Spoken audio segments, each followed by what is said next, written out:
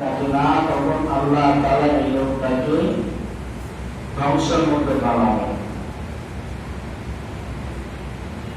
পাপ দু ধরনের, একটা হলো ব্যক্তিগত পাপ আর একটা হলো আন্তর্জাতিক পাপ।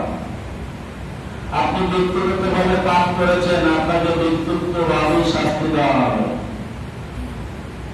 আপনি পারিবারিকভাবে পাপে লিপ্ত আছেন, পারিবারিকভাবে শাস্তি প্রদান করা হবে। আপনি সামাজিকভাবে পাপে লিপ্ত আছেন, সামাজিকভাবে আপনাকে গ্রেফতার করা হবে। আপনি আন্তর্জাতিক পাপে লিপ্ত আছেন, আন্তর্জাতিক পাপে আপনাকে ধ্বংস করবে। ইন্নাল্লাহা লা ইউগাইয়িরু বিকওমিন হাত্তা ইউগাইয়িরু মা বিআনফুসিহিম। আল্লাহ বলেন, আমি ধ্বংস করি না ওই জাতিকে, জাতি যতক্ষণ পর্যন্ত ধ্বংসের রাস্তায় না চলে। আমি আমার পাপের খেসারত দেব, আপনি আপনার পাপের খেসারত দেব। আপনি একটা মেম্বার, ফ্যামিলির মেম্বার, আপনার কারণে আপনার ফ্যামিলির মধ্যে যারা পাপগ্রস্ত হচ্ছে, পাপ করছে, তাদের খেসারত আপনাকে দিতে হবে। এই জন্যই আপনার পাপে, ব্যক্তিগত পাপে, পারিবারিক পাপে, সামাজিক পাপে যখন মানুষ লিপ্ত হয়ে যায়, তখন তাকে সেই পাপ অনুযায়ী তাদেরকে ধ্বংসের মুখে লিপ্ত করা হয়। তেমনি ভাবে আমাদের পাপের কতগুলি ধরন আছে। এমন পাপ করি আমরা যে মুশরিক হয়ে যাওয়ার সম্ভাবনা থাকে, কাফের হয়ে যাওয়ার সম্ভাবনা থাকে। এমন কোন পাপ নাই যে পাপটা আমার দ্বারা সংগঠিত হয় না।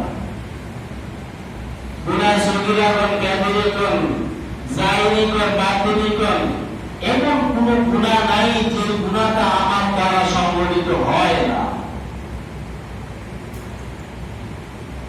কিন্তু আমরা গুনাহটাকে গুনাহ মনে করি না। এটা মানববাড়ি মনে হয় আমার কাছে। একটা কথা বলছি, কথাটা তারা ঈমান থাকবে না চলে যাবে, সেটা ভেদাভেদ করার, তার মধ্যে পার্থক্য করার ইস্তেদার, যোগ্যতা আমার নাই, কিন্তু আমি অবলীলাই বলে যাচ্ছি। আর আবার আপনার ভিতর থেকে ঈমান বিলীন হয়ে যাচ্ছে।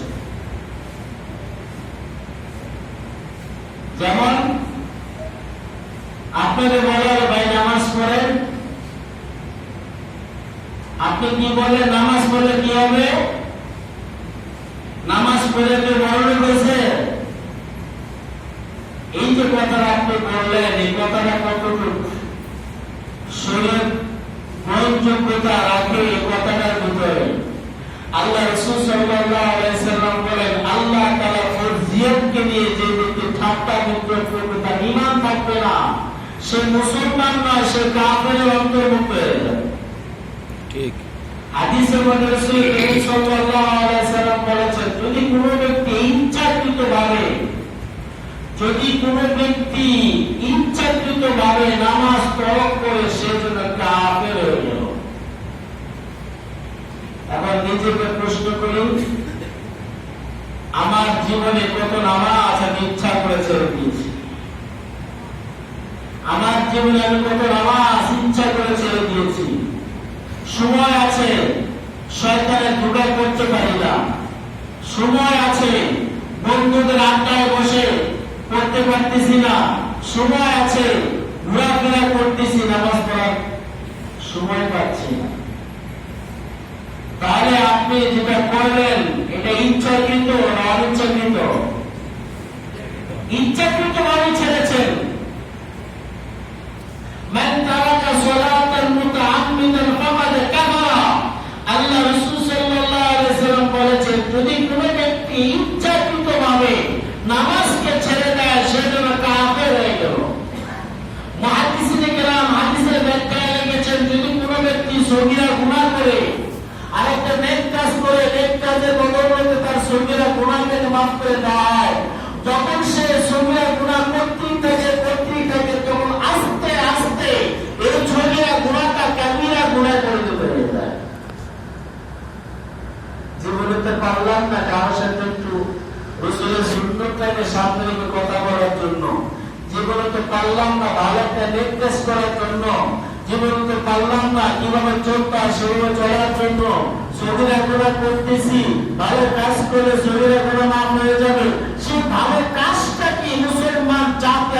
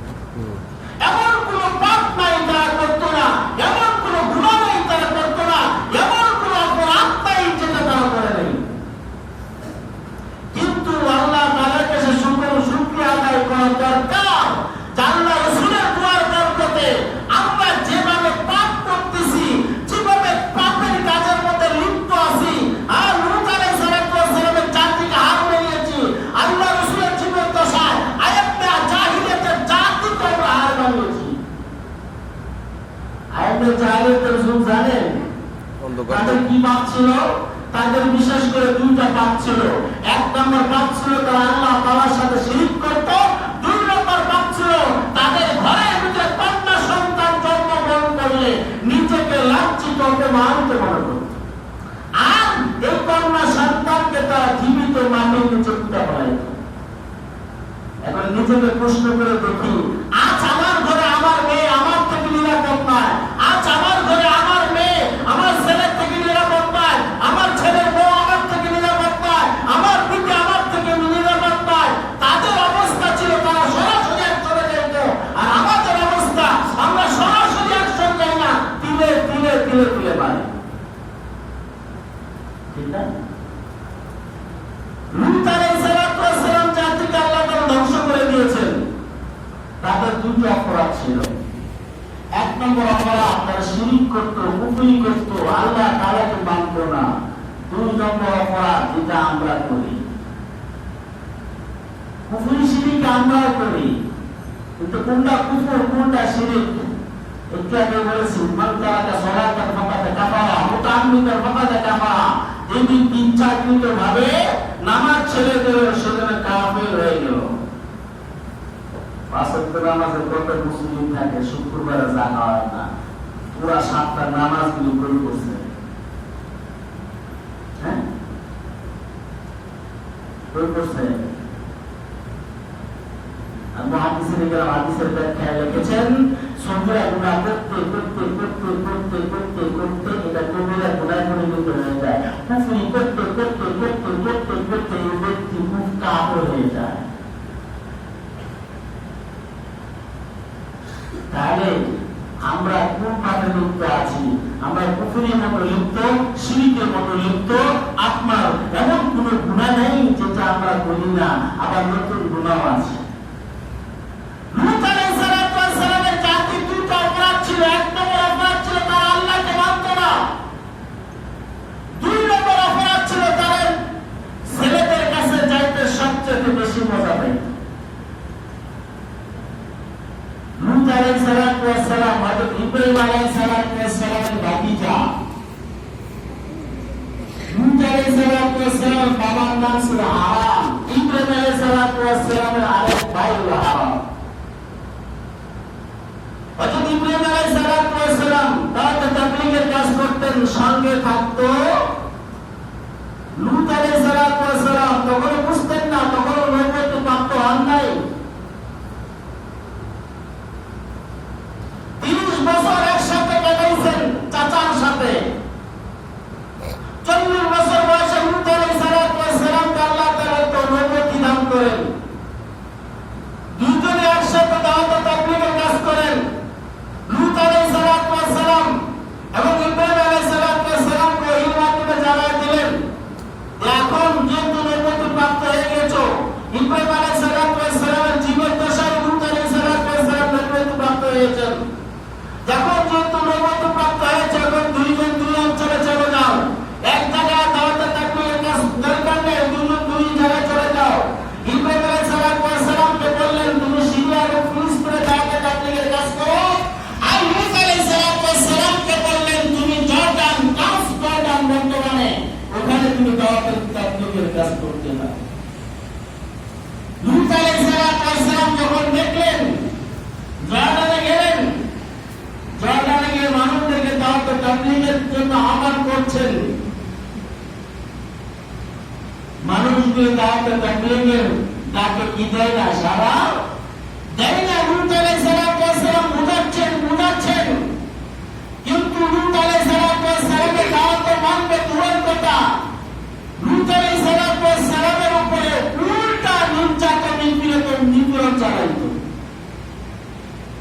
কুফর শিরক, দেবতার পূজা, ব্যবসায়ী বণিক, এমন কোন অপরাধ নাই, ডাকাতি, ছিনতাইকার, চুর বাটপারি সমস্ত কাজই লূত আলাইহিস সালামের জাতিরা করত। কিন্তু তাদের মধ্যে মর্মান্তিক যে ঘটনা, অমানবিক ঘটনা, মানবাধিকার লঙ্ঘন যেটা, সেটা হলো তারা বিবির সাথে মজা পায় না, ছেলেদের সাথে খুব মজা পায়। বর্তমান আইন আছে কোন রাষ্ট্রে যেন ছেলে ছেলে বিবাহ করিত, ছেলের সাথে ছেলের বিবাহ বৈধ। এটা কোন জাতি? কোন জাতি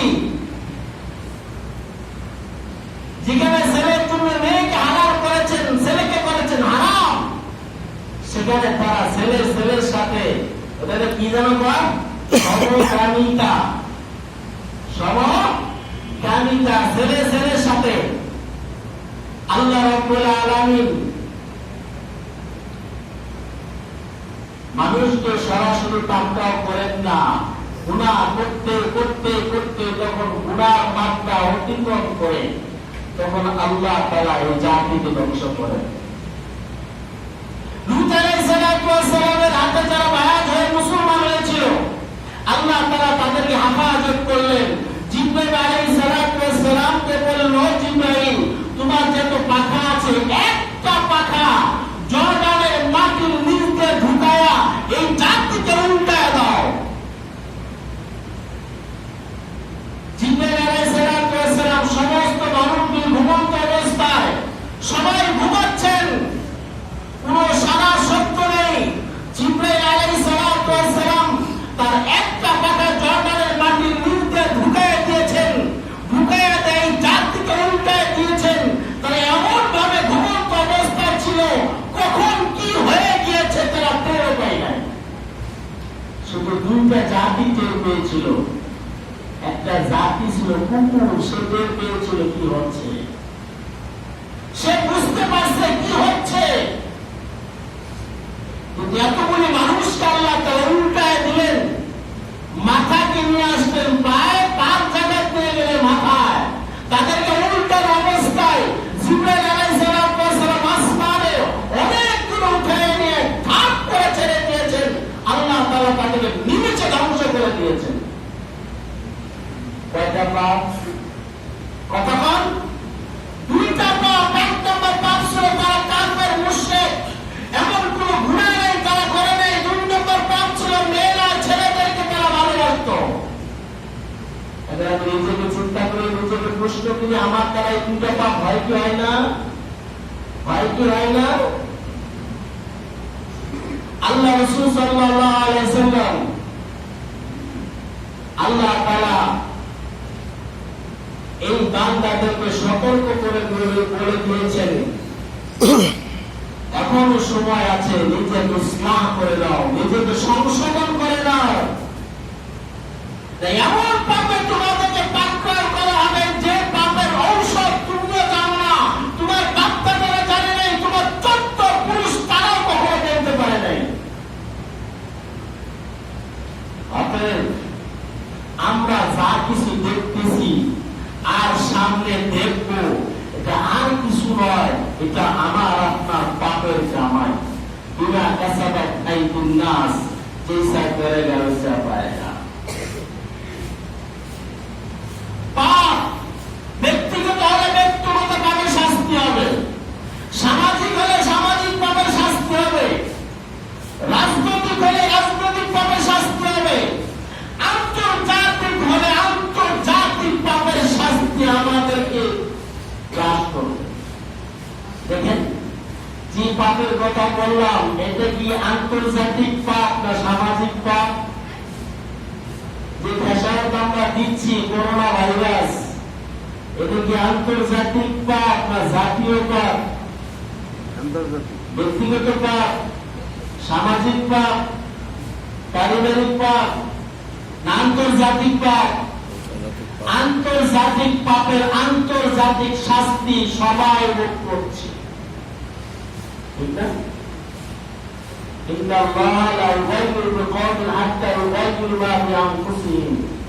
আমি আল্লাহ ততক্ষণ পর্যন্ত কোন জাতিকে ধ্বংস করি না যতক্ষণ পর্যন্ত জাতি নিজে ধ্বংসের রাস্তায় না চলবে।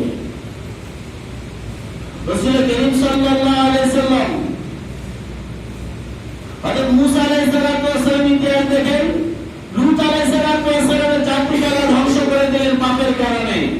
লূত, এবার আসেন মুসা আলাইহিস সালাম ওনাকে বানাইছিলেন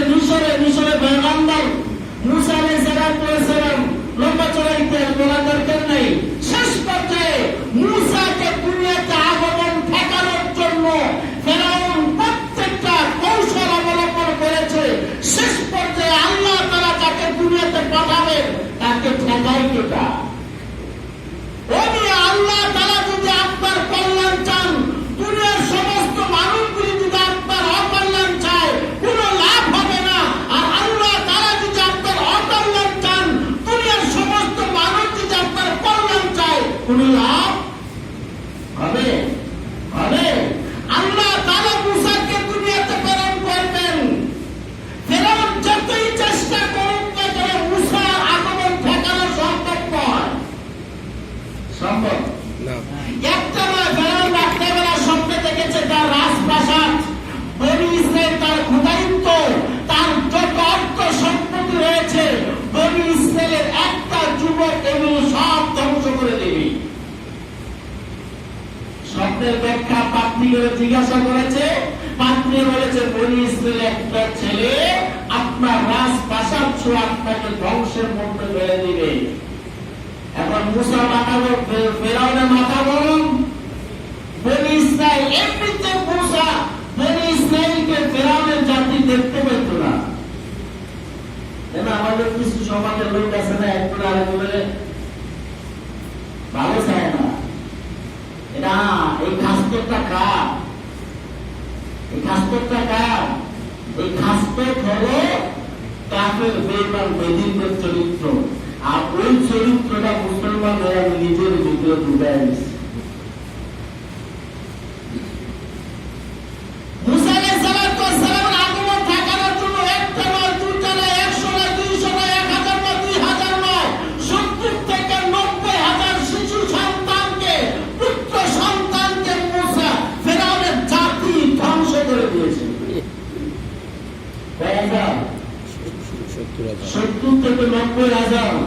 যেই মায়ের পেটে সন্তান থাকতো সেই মার পেটটাকে চিরে ফেলা হতো।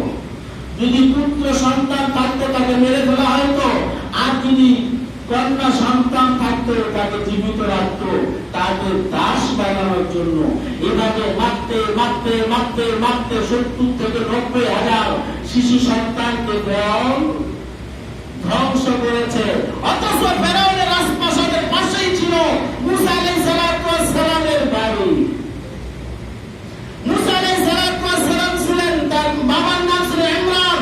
ইমরান ছিলেন মুসা ফেরাউনের রাজপ্রাসাদের কর্মচারী, এবং ফেরাউন তার আইন পাস করেছিল আজকের থেকে। স্বপ্নে যখন তাদের শোনা হয়েছে, ঘোষণা করে দিয়েছিল আজকের থেকে স্বামী স্ত্রী এক বিছানায় ঘুমাইতে পারবে না। যদি ঘুমায় তার রাজত্ব ধ্বংস হয়ে যাবে, আলাদা। কিন্তু আল্লাহ তাআলা পাঠাবেন মুসাকে। আল্লাহ তাআলা মুসা আলাইহিস সালামকে দুনিয়াতে পাঠাবেন। এটা কিভাবে পাঠাবেন আল্লাহ তাআলা ভালো বুঝেন। মুসা আলাইহিস সালাম মার পেটে কিপ্তির লোকেরা ঘুরতেছে, কার মার পেটে সন্তান আছে দেখতেছে। কিপ্তির লোকগুলি মুসা আলাইহিস সালামের বাড়ির দিকে আসছে। এর ভিতরে লোকাচুর ইতিহাস আছে। শেষ পর্যায়ে মুসা আলাইহিস সালামকে বাক্সের মধ্যে বইলা নদীর মধ্যে ছেড়ে দিছে। স্রোত যায় পশ্চিম দিকে, বাক্স যাওয়ার কথা ছিল পশ্চিম দিকে, পশ্চিম দিকে বাক্স যায় না, বাক্সের পূর্ব দিকে। কার খেলা? আল্লাহর খেলা। কথা কম, আল্লাহর খেলা।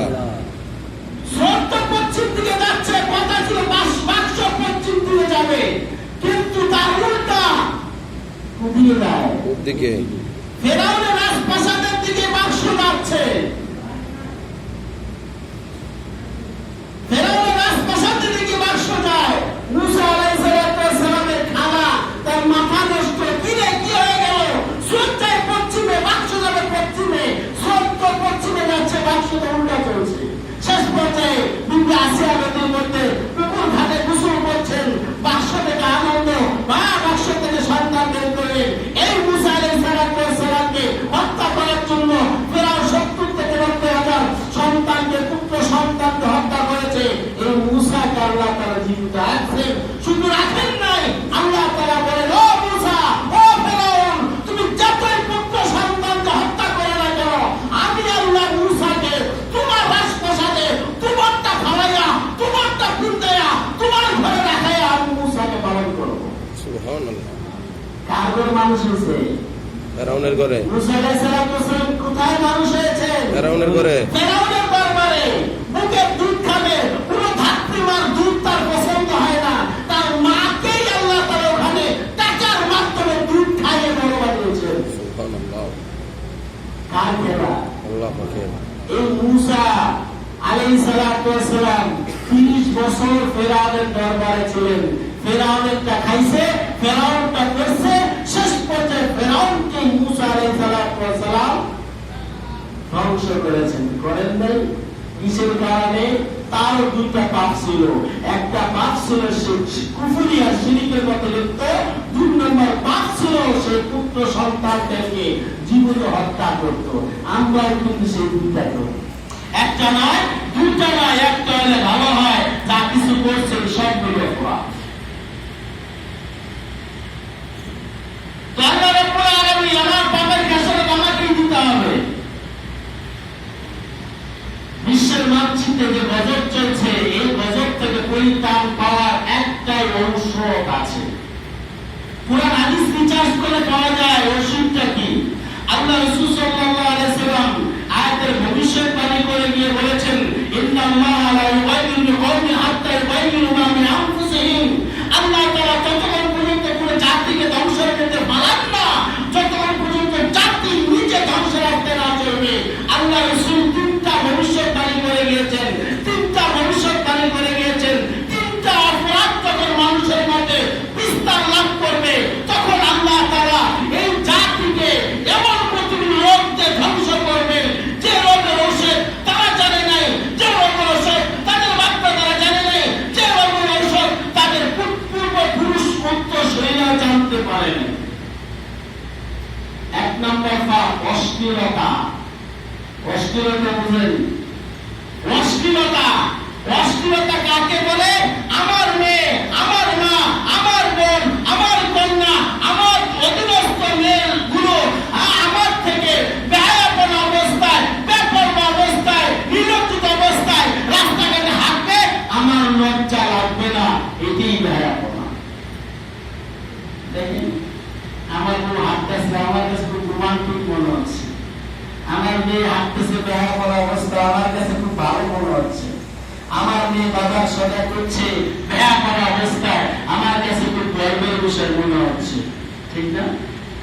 2 নম্বর পাপ, আমার মেয়ে, আমার বোন, আমার বিবি রাস্তায় হাঁটার সময়, চলার সময় বখাটের ছেলেরা তাদেরকে উত্ত্যক্ত করবে, যাকে বলা হয় বর্তমানে ইফটিজিং। তাই না? 2 নম্বর পাপ নারী দর্শন। নারী দর্শন এমন কোন দিন যায় না, পত্রিকায় পাওয়া যায় না 2-5টা দর্শিতা না হয়েছে। ঠিক না? কয়টা পাপ? 3টা পাপ। বেহায়াপনা, বেপরদা, 2 নম্বর ইফটিজিং, 3 নম্বর পাপ হলো নারী ধর্ষণ।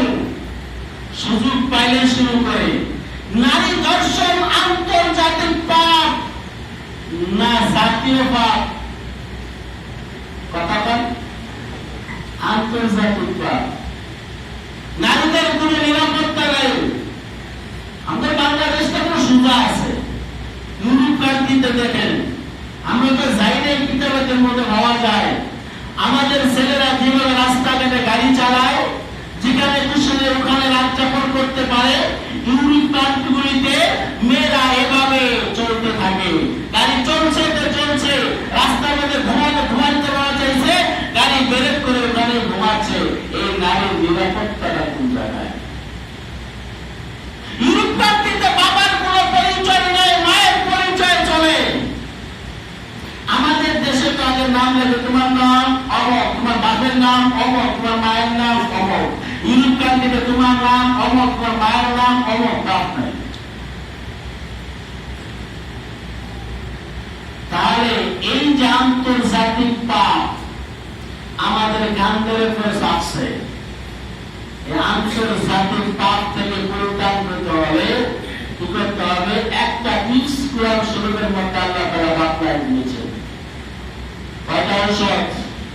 একটা ঔষধ তুমি ভোগ করো, একটা ওষুধ ঔষধের নেশা হিসেবে সেবন করো, আল্লাহ তাআলা পাপ থেকে তোমাকে পরিত্রাণ দান করবে।